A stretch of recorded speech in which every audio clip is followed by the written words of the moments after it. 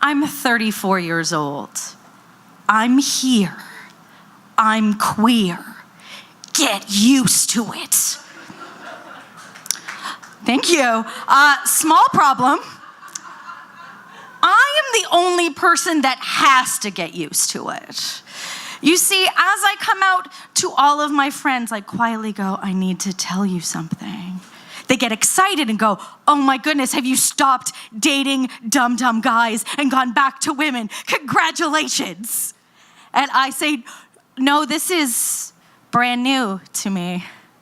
They all have this very specific hip tilt that they do when they have to bring it back.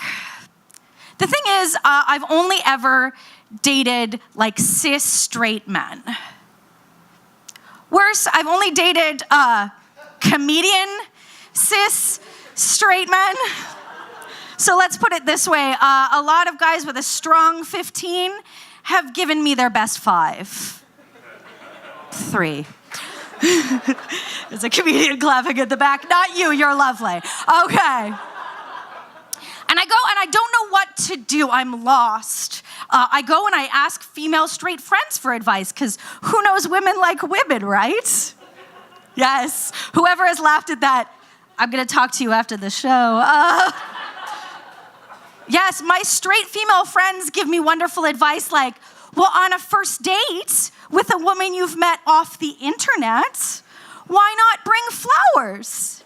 You know, like a murderer does.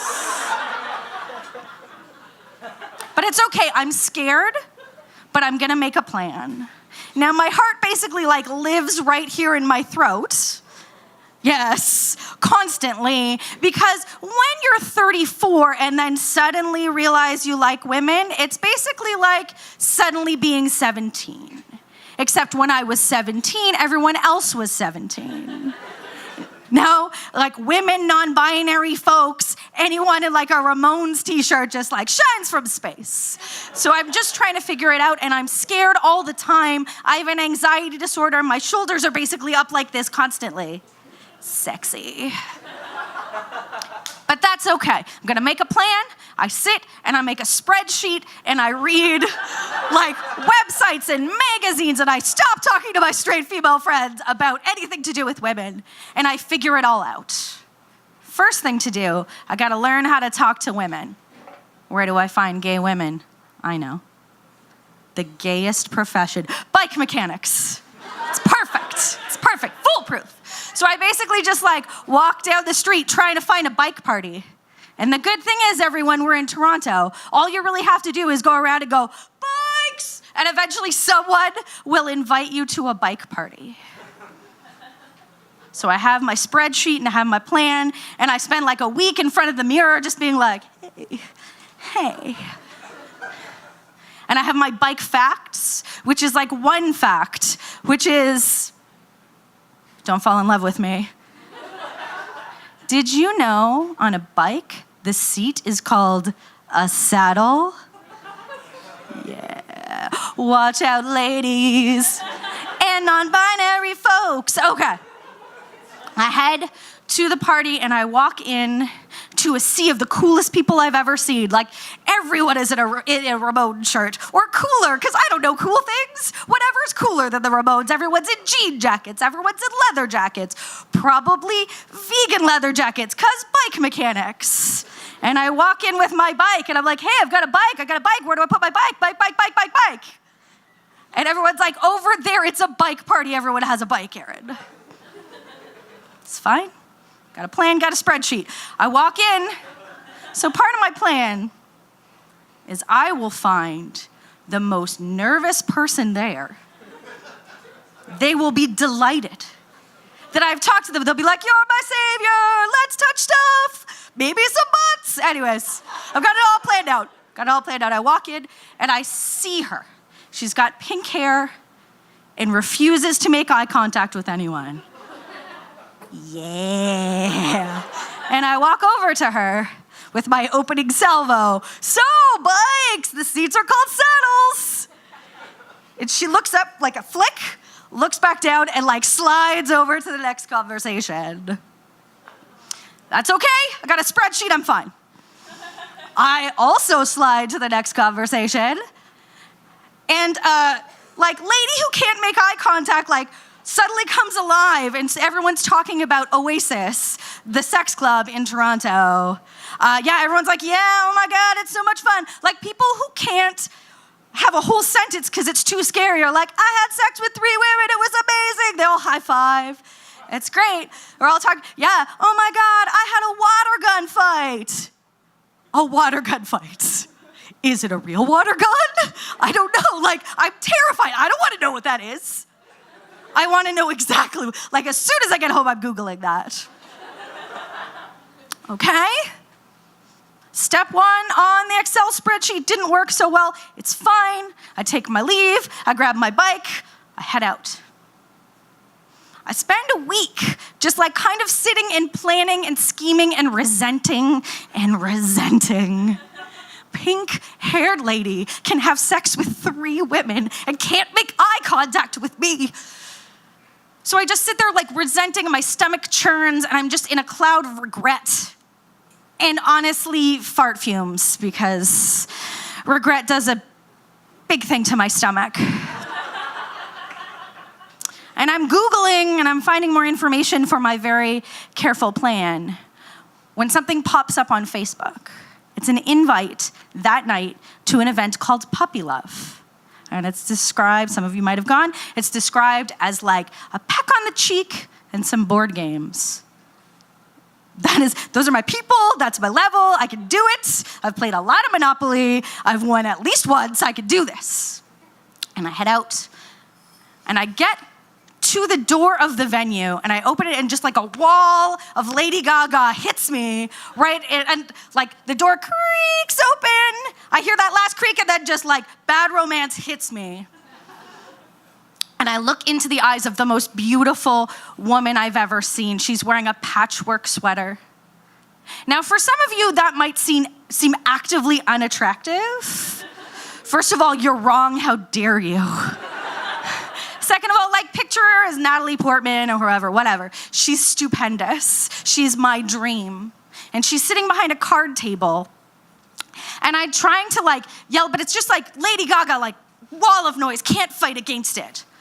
And so she's and I in my loudest, and trying to seem cool at the same time.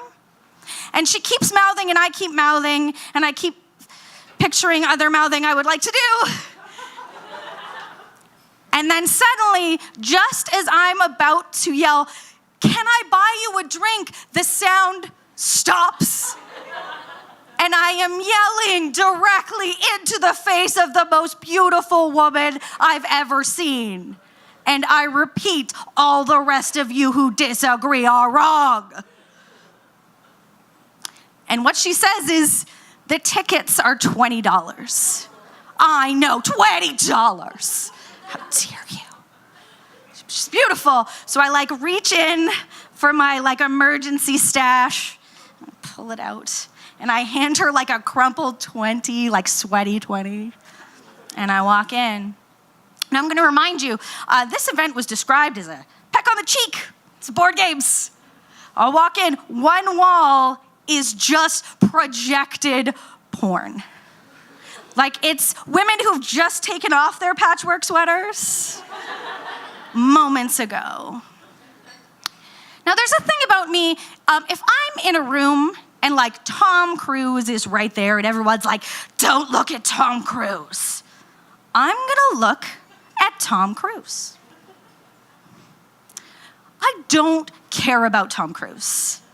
I very much care about women having sex with each other on a wall right in front of me. They are the most beautiful women I've ever seen. They're the most beautiful women anyone would have ever seen if they were willing to watch. But I've come here for board games and to be cool. So I walk by and I see a sign at the back, and it says board games. Ha-ha, the angels sing, ah. And I head out into the back porch, and I see in the distance, far away, is a stack of old board games. In front of those board games is a couple having a very serious and intense conversation about their relationship. Okay. Also wasn't in the spreadsheet. That's fine. I'm gonna go out. I'm gonna go back in. We'll figure this out. And I slumped back down in a seat, and honestly, I just watched the porn for a while. Because I repeat, I spent $20. I tell stories for a living. Sit and watch it, and like, honestly, I know porn is free. Not this porn. This porn. Anyways, I realize it's time to accept defeat. I give up. My shoulders slump. I feel like, honestly, a little bit more resent, just about to come out in a cloud. And I head out and I walk out the door and I give like a gentle to the lady behind the card table. And I creak open the door and I walk out and I pull out my phone and I look at Google and I type in Oasis Sex Club. Yeah, I get into a cab and off we go. The cab drops me off right near like a little bitty alley. And we go down the alley. And I open up this like small door and I walk down some stairs. And right behind me, like as soon as I get to the front desk, I hear two people behind me. And there's this like perky lady behind the desk. Hi, welcome to Oasis. And she gestures to me and to the people behind me. The people behind me, the man looks like a middle school principal. The woman looks also like a middle school principal. Lid for every pot. Anyways, we get there, and she explains everything. She says that it's a space where consent is very important. You're allowed to do whatever you want. You always have to ask. We'll give you a towel. You can be naked if you want. You can wear the towel. If people will probably be having sex in front of you, if you want to watch, you ask. And if they say yes, then you can watch, but you don't have to. Phew. Well, I don't want to if someone makes you a cake, you've got to demur, right? Ultimate cake. Anyways, we go, I grab my towel, I walk up the stairs to the mixed gender bathroom, change room. And I'm taking off all of my clothes and I put them into the little locker and I put on the towel. And then I hear a sound.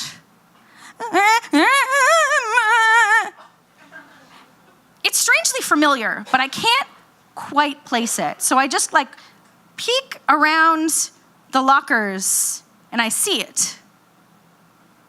It's a man having a panic attack. And he's naked. Now, I have an anxiety disorder, so I know I can help him. But his partner is there, and she's taking care of him. And also, he's naked. I have my limits. I head down the stairs, and I start walking along. And there's one couple in one of the doors with the doors open, and they're sitting straight forward, just looking zombie-like side by side. And I guess they're naked. I guess they're exhibitionists, but what they seem to be exhibiting is a failing relationship. I was like, nope. Okay, Erin, I'm gonna keep going, and I keep walking, and there's a lot of Drake playing, deep cuts. Yeah, Tuscan leather, just a lot of Drake. But I mean, it is Toronto, so I think there is a rule if there's more than 8 people at a spot, Drake has to be playing. I will say this is probably a law at that night did not have to be used. There are probably 7 people. They are all together. I keep wandering around, but I have one last plan. There's a pool. I've heard about the pool, and I've watched enough 70s movies to know, that's where the good stuff happens. So I walk out to the pool, and right in the front is a couple having a very serious argument about their relationship.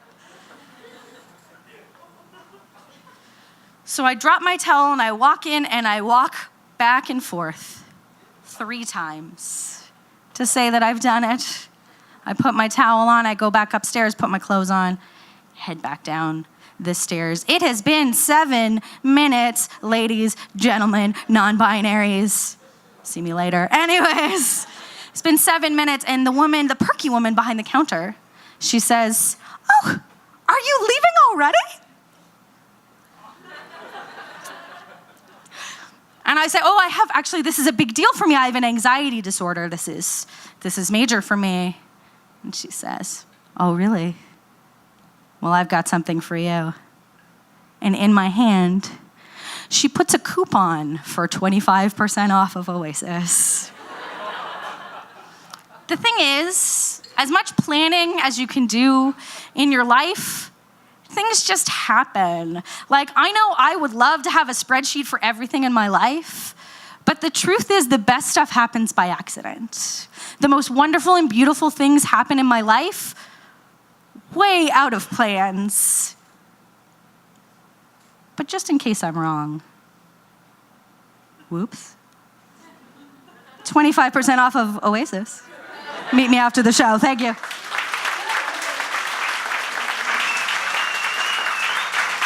Erin Rodgers!